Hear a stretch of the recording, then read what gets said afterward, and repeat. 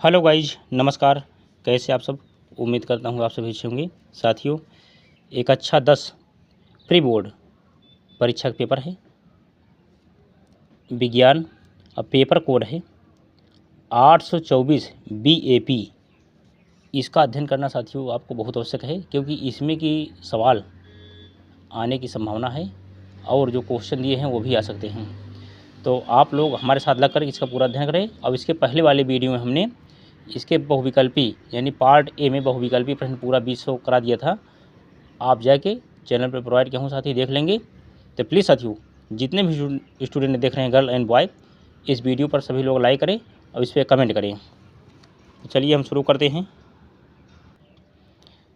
तो देखिए, खंड बा वर्णनात्मक प्रश्न, डिस्क्रिप्टिव क्वेश्चंस, उपभाग फर्स्ट। अब क्या है, क्वेश्चन नंबर 1 पहला पार्ट। एक कार की हेडलाइट में अवतल प्रवर्तक लगा है। दीप्त तंतु की लंबाई 4.0 मिलीमीटर है। तंतु का प्रतिबिंब 40 सेमी बड़ा तथा प्रवर्तक से 5.0 मीटर की दूरी पर बनाने के लिए कितने फोकस दूरी का प्रवर्तक लगाना होगा? चलिए स्क्रीनशॉट ले लीजिए। देखिए सवाल 2 नंबर में आया है।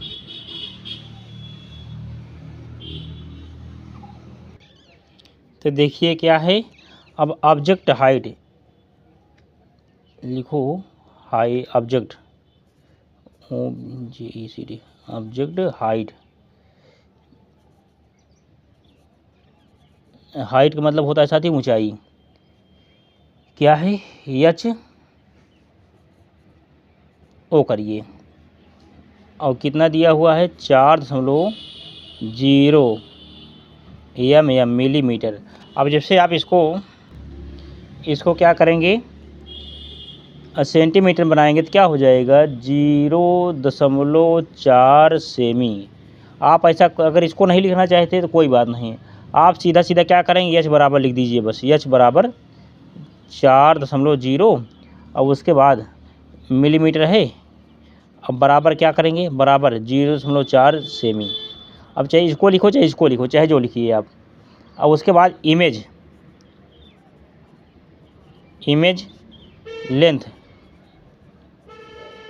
लेंथ की लंबाई कितनी है?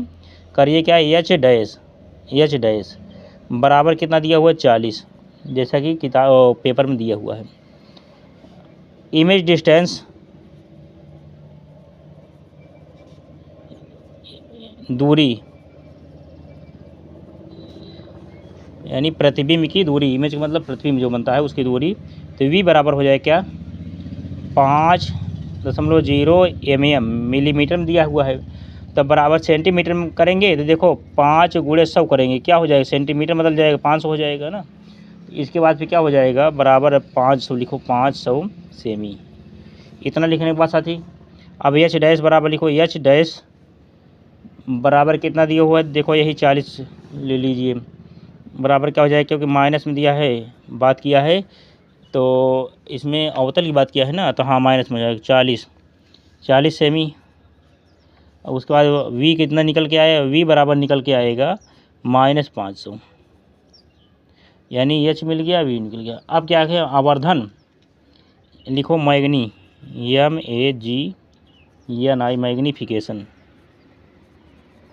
मैग्नीफिकेशन एम बराबर हो जाएगा साथी, क्या हो जाएगा? एच डैश बटे एच बराबर क्या हो जाएगा? -V/U हो जाएगा। तो क्या हो जाएगा? -40/0.4। जब भाग देंगे तो कितना निकल के आएगा? मैं बताता हूँ। वी का मान कितना है? देखो यही रख दीजिए, -500/U आप ऐसे रखिए, U आपको याद करना है। देखो जब काटेंगे, इससे जब काटेंगे कितना है? 100 आ जाएगा, है ना। तो लिखेंगे क्या? 100 और देखो माइनस है तो माइनस लग जाएगा, बराबर 500/U हो गया। अब क्या करें? U बराबर हो जाएगा, U बराबर हो जाएगा साथी 500/100। 500/100 जब माइनस में है, जब काटेंगे तो क्या आ जाएगा? कितनी बार? तो U बराबर आए क्या? -5। -5 यू का मान आ गया। अब मिरर फार्मूला आप जानते होंगे, यानी दर्पण सूत्र बोलते हैं। लिखो दो, दर्पण सूत्र। दर्पण सूत्र क्या है? 1/f बराबर 1/v प्लस 1/u।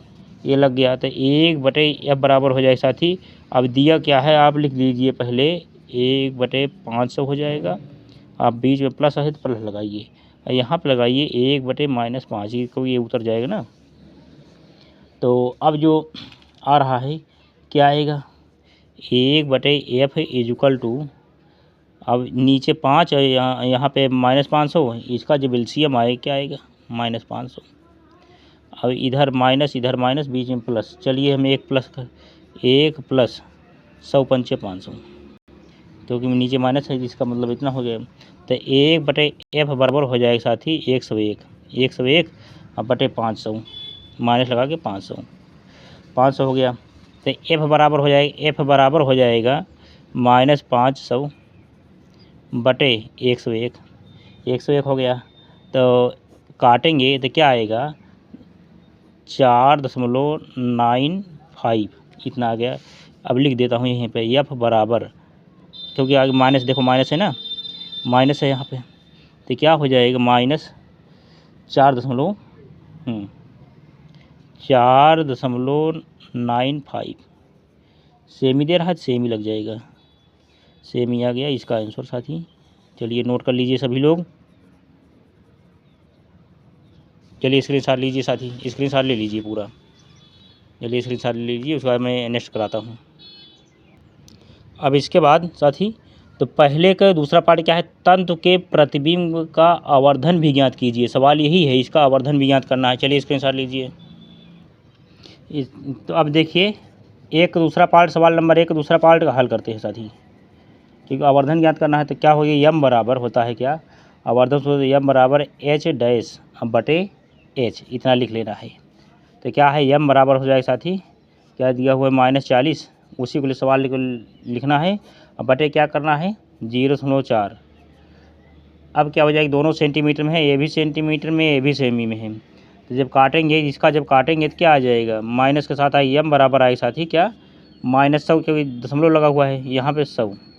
अब आगे माइनस हो जाएगा, माइनस आगे लगा दीजिए। चलिए यही आंसर करो। इतना छोटा सवाल है, 2 नंबर में है, और 2 नंबर हंसते हंसते आपको मिल जाएंगे। इसलिए मैं कहता हूँ कि अभी अध्ययन कर लो इसका। ये आ रहा है सवाल। और नेक्स्ट सवाल है क्या, 2 का पहला पार्ट है, प्रकाश के प्रकीर्णन के 2 उदाहरण लिखिए। तो पहला उदाहरण होगा, नंबर 1 करिए। नंबर 1 क्या है, आकाश का रंग नीला दिखाई देना। आकाश का रंग नीला दिखाई देना। चलिए 2 का पहला पार्ट है। दूसरा क्या है इसमें, 2 का नंबर यानी इसी का, और सूर्य का, चलो ये पहला कर दो, सूर्य का अस्त, सूर्य ऐसा लिखिए, सूर्य अस्त के, चलो ऐसा लिखिए, सूर्य अस्त के, यानी अस्त का मतलब जब दिखाई न दे शाम को समय, अस्त के समय, सूर्य अस्त के समय सूर्य का क्या लाल दिखाई, सूर्य का लाल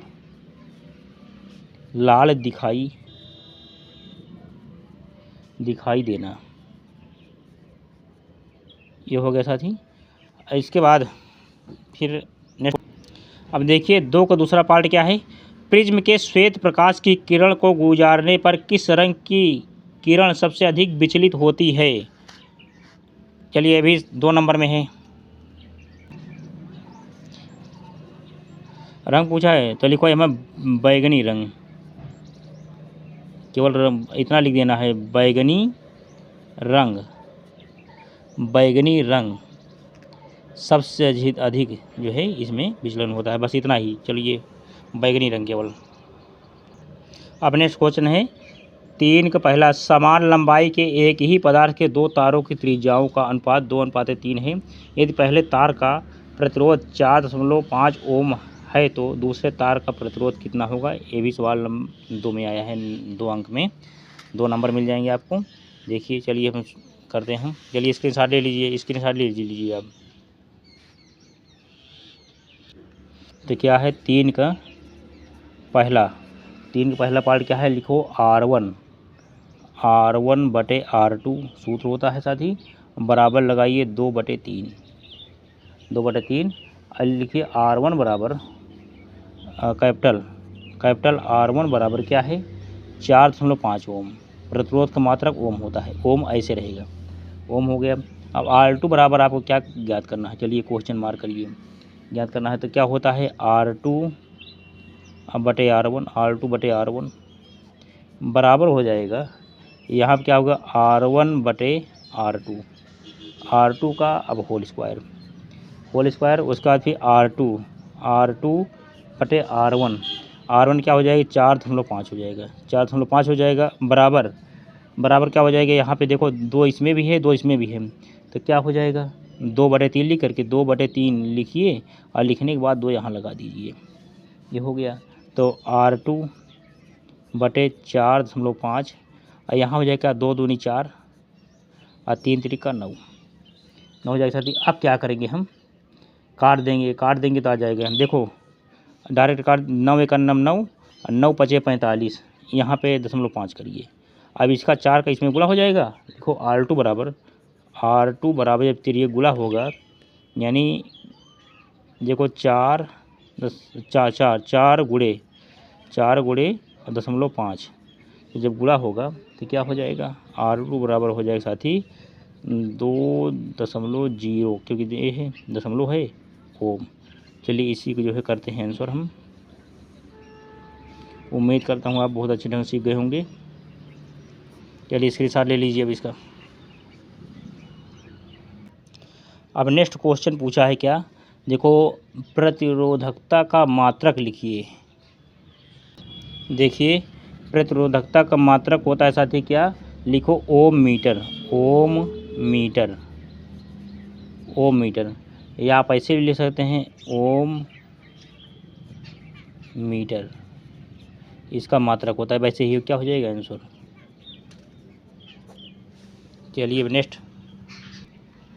अब देखिए साथी 4 का पहला खंड क्या है? घरेलू विद्युत वितरण परिपथ में निम्नलिखित तारों की कार्यप्रणाली तथा आवरण के रंग लिखिए।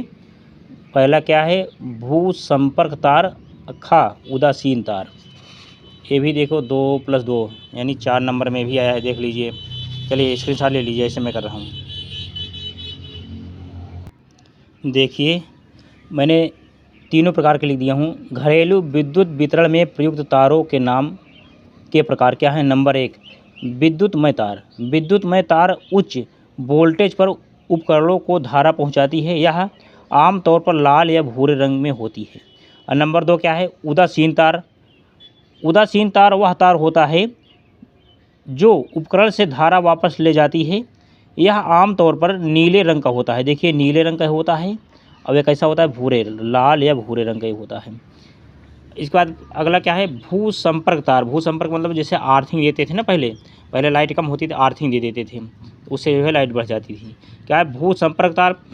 इसमें आमतौर पर कोई धारा नहीं होती है, क्योंकि इसका उपयोग बिजली के झटके से बचाने के लिए किया जाता है, जो दोषपूर्ण धारा को पृथ्वी पर प्रवाहित होने का मार्ग प्रदान करता है। यह आमतौर पर हरे रंग की होती है या हरे और पीले रंग का मिश्रण होता है। चलिए साथी स्क्रीनशॉट ले लीजिए इसका, क्योंकि ये हर बार एग्जाम में आता है और इस बार भी आएगा।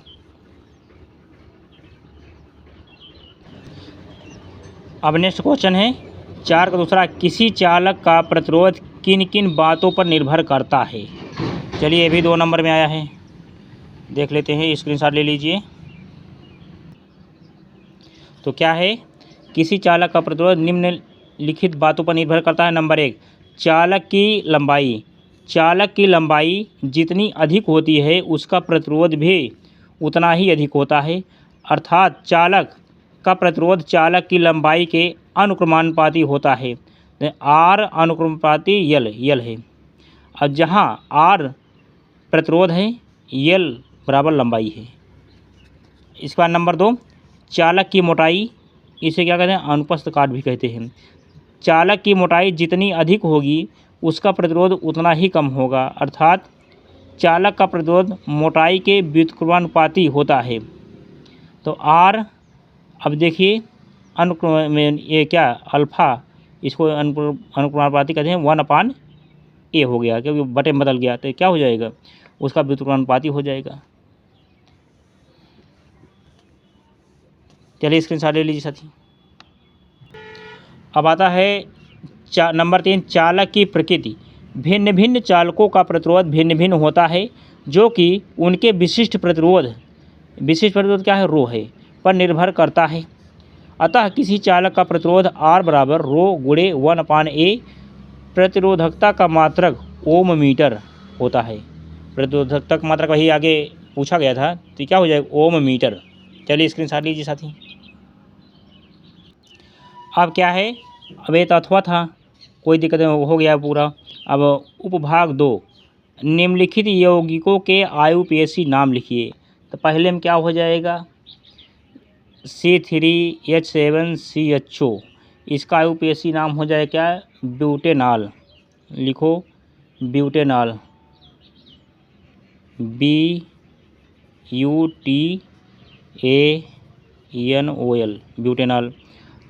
दूसरा क्या है, CH3COCH3, इसका हो जाएगा, देखो कितने कार्बन है, एक, इसमें कितने कार्बन हैं, देखो 1 2 3 से क्या हो जाएगा, प्रोप होता है, और सिंगल बॉन्ड सब में है, क्या हो जाएगा, प्रोपेनॉन। लिखो PROPANON, प्रोपेनॉन। और नंबर 3, CH3CH2CH2CH2CH2OH, 1 2 3 4 5 6 से क्या हो जाए, हेक्सेनॉल, OH लगा है, लिखो हेक्सेनॉल। अब इसमें का ट्रिपल बॉन्ड है, CH3C, फिर triple bond C, CH3, 1 2 3 4, butyne, लिखो BUTYN, ब्यूटाइन। बस हो गया। अब 6 में देखिए, निम्नलिखित रासायनिक समीकरण में ऑक्सीकारक तथा अपचयन पदार्थ कारण देते हुए लिखिए, क्योंकि इसको लिखना है कारण देते हुए। क्या है, Cu++ यानी डबल प्लस है, जलीय प्लस Zn ठोस, जिंक ठोस, फिर कापर ठोस, जिंक फिर जलीय, Zn++ जलीय। इसको अब संक्षारण की 2 विधियाँ लिखिए। संक्षारण का मतलब जैसे लोहा होता है, लोहा हम क्या करेंगे, पेंट कर देंगे। अगर संक्षारण तभी होगा जो लोहा को बाहर रहेगा और ओस घाम जो है खाएगा, धूप खाएगा, तो उसमें क्या जंग लग जाते हैं, तो संक्षारण उससे कहते हैं। अब बचाने के लिए क्या करते हैं, उसको पेंट कर देते हैं, तेल लगा देते हैं। ये सब आपको लिखना है। इसके बाद आता है क्या, 7वां नंबर देखिए, निम्नलिखित अभिक्रियाओं के लिए संतुलित रासायनिक समीकरण लिखिए। तो मरकरी ऑक्साइड को ऊष्मा देने के बाद मरकरी प्लस क्या बनता है, इसके बारे में लिखना है। तो लिखिए क्या होता है, अब लिख देते हैं हम। देखो बने क्या, 2HGO, मैं लिख दे रहा हूँ, मरकरी इसका मैं लिख दे रहा हूँ 2HGO, और उसके बाद GO लिखिए, मरकरी ऑक्साइड हो गया। और उसके बाद फिर ऊष्मा देने के बाद यहाँ ऊष्मा लिखिए, ऊष्मा या हीट देने के बाद क्या हो गया, 2HGO2, बस यहाँ पे प्लस लगाइए, यहाँ पे प्लस 2Hg+O2। चलिए लिखिए 2Hg+O2, और यहाँ पे क्या हो जाएगा, दूसरा क्या है, आयरन ऑक्साइड प्लस एल्युमिनियम ठोस। तो यहाँ लिखिए आप Fe2 2O3 प्लस 2Al, फिर लिखो Al2 हो गया। चलिए दिखाई दे रहा है, Al2O3 Al2O3 प्लस 2Fe।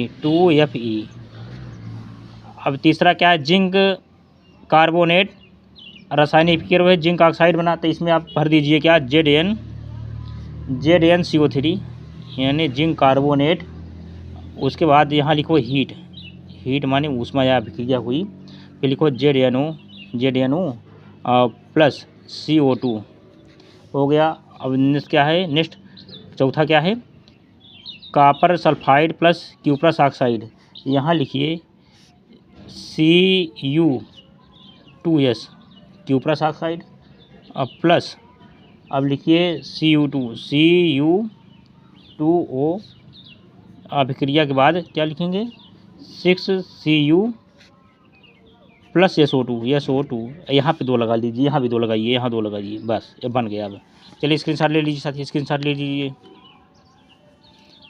अब भैया आपको लिखना है, इतना कर लेना है, एक लिखना है अथवा निम्नलिखित पर संक्षिप्त टिप्पणी लिखना है, साबुनीकरण, हाइड्रोजनीकरण, प्रतिस्थापन अभिक्रिया। अब देखिए बायोलॉजी में क्या है, जीव विज्ञान में उपभाग 3 क्वेश्चन नंबर 8, विभिन्न प्रकार की गर्भ निरोधक विधियों का संक्षेप में वर्णन कीजिए। तो क्या है क्वेश्चन नंबर 8, गर्भ निरोधक विधियों को मुख्य रूप से कई श्रेणियों में बांटा जा सकता है। नंबर 1 क्या है, गर्भ निरोधक विधियाँ, इसमें आता है प्राकृतिक विधियाँ, सुरक्षित अवधि और सहवास से बचाव जैसी तकनीकें शामिल हैं। यांत्रिक विधियाँ क्या हैं, यांत्रिक विधियाँ क्या हैं, कंडोम पुरुष के लिए और महिला के लिए होता है। डायाफ्राम और अंतर्गर्भाशयी उपकरण जिसको बोलते हैं IUCD जैसे कॉपर-टी का प्रयोग किया जाता है। चलिए अब इसके बाद रासायनिक विधियाँ में क्या है, रासायनिक विधियाँ में इसमें शुक्राणुनाशक रसायन और मौखिक गोलियां शामिल हैं। हार्मोनल विधियाँ क्या है, गोलियां, इंजेक्शन और इम्प्लाइड्स जैसे हार्मोन आधारित तरीके शामिल हैं। अस्थायी विधियाँ क्या है, पुरुषों में नसबंदी, वासेक्टॉमी और महिलाओं में ट्यूबेक्टॉमी जैसी सर्जिकल प्रक्रियाएं शामिल हैं। चलिए साथियों स्क्रीनशॉट ले लीजिए इसका। इसमें क्या होता है, यांत्रिक विधियों में कंडोम पुरुष लगा के जो है तो सुरक्षित रहते हैं, उससे शुक्राणु जो है प्रवेश नहीं कर पाते। ये क्या होता है, यांत्रिक विधियों में आता है। चलिए अब नेक्स्ट क्या है,